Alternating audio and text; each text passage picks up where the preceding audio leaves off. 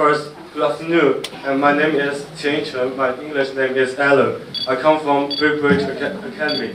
And first, I need to thank you for wanting to invite me to this great TED Talk. And I'm quite nervous now, and because I have prepared for this TED Talk for a long time, since 1 month ago. And last week, I'm very busy because I need to go to the math competition and other things, do the other things. Quite busy life. And now I will show you, there are 7 days in a week. We all know Monday, Tuesday, Wednesday, Thursday, Friday, and Saturday and Sunday. Among all these 7 days, the first 5 days we need to work, from Monday to Friday.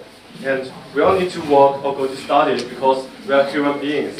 And c'est la vie, just as the old French saying goes, everyone needs to go to work because this is life, and we need money and we need grades, and in other words, GPA to support us to go to the university or have a better future to chase for our dream.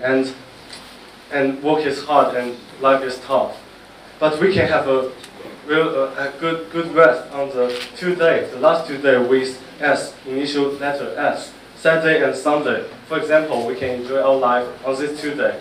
On Saturday, we can go to listen to a great TED Talk like this and meet some nice guy like me. And can you guess who is the busiest man in the world? And I used to think I may be the busiest man in the world because I have a lot of things to do. I have a lot of homework to do. But can you guess who is actually the busiest man in the world? God. Thank you, God, for it. And maybe you can guess the answer from the front page of my PowerPoint. It's him, the God. And that's my schedule. I have TED Talk on Saturday. I need to sleep, have a nice sleep on Sunday. And from Monday to Friday, I have my school days. Actually, I like my Sunday because I can have a nice sleeping.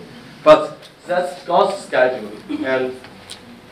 And you cannot see it clearly because that's God's secret. You cannot know what's in the future, and you cannot know what God will do in the next day, in the next week. And maybe you don't know what's the difference between my schedule and God's schedule, why God is busier than me, and I can make a comparison, put them together. And you can see God's schedule is much longer, more huge, I don't know, bigger than mine. So he must be the busiest man in the world, and he needs to judge on everything, plan for everything, and and take care of everyone, for every creature on this planet, including me and you. And why he is so busy is all thanks to his most terrible design, the spinning Earth. And the Earth is spinning about its tilt, the 21.5 tilt. And that's why we have our day and night. And we can see when Africa has their night, Australians are eating their breakfast. And when Chinese people, we enjoy our sweet dream. American guys maybe do the morning exercise. And that is to say, God needs to work on every single minute, on every single second, because there are a lot of things happening on every single second on this planet. Also, God sets everything in harmony, and that's his job. He needs to set everything in harmony because he hates disorder. And I can give you some example. For example, God makes the Earth have a perfect distance from the sun, and that is in order to let the Earth get enough heat, but without scorching itself. And I can give numerous examples to support that God's job is very important. This key concept, is very important to the universe, and he sets everyone in their perfect life. But if I say, if I were the God, I want to do a lot of things like him. I can set up some rules that's more effectively to judge or to govern the universe. I can endow the human beings with certain laws or certain rules or language, moralities, civilizations, husbandry, or something like that.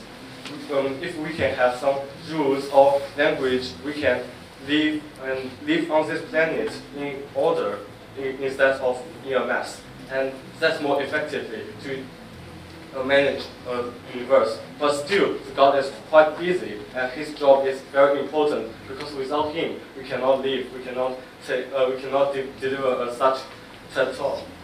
And I say maybe He doesn't need to work. You must think, what? Are you kidding? No, actually, I'm not kidding, because there are two complicated theories to explain our social structure, and quite important theories to interpret our society. And that's very complicated, I need to tell you. So I'm going to simplify, even more simplify. And to final, I get two theory names, from top to bottom or from bottom to top. And I named these two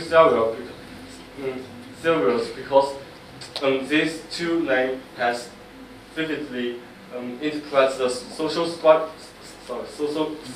structure which we have today. And I have made a very nice graph to help you to understand the two social structure. And the graph is very nice, a triangle.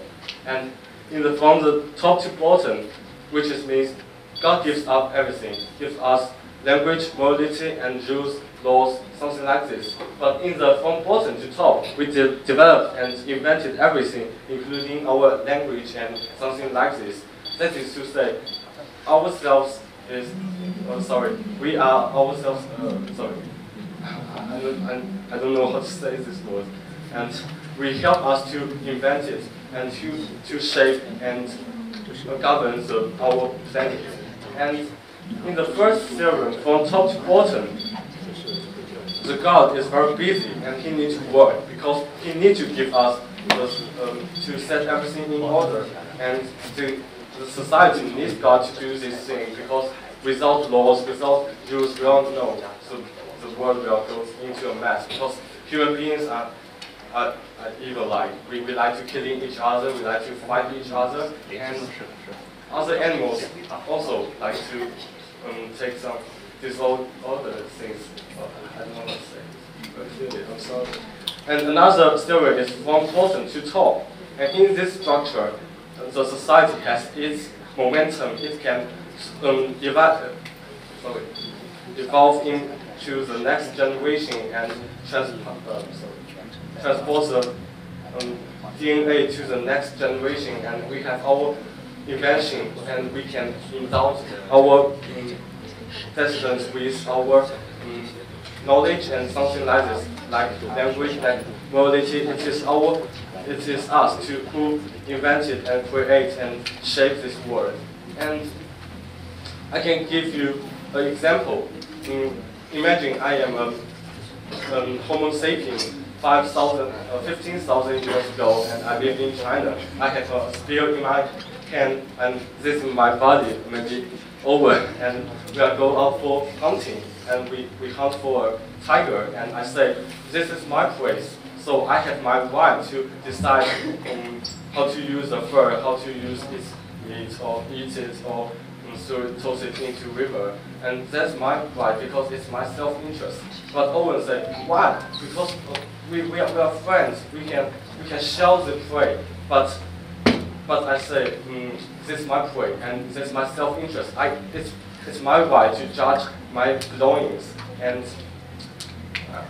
that is to say, maybe our ancestors' small inventions to set up something simple, actually simple rules during daily life, like huntings, can have a huge impact on the following history. In human beings, maybe 500,000 years history, our ancestors invented and shaped our society. But sometimes we also copy from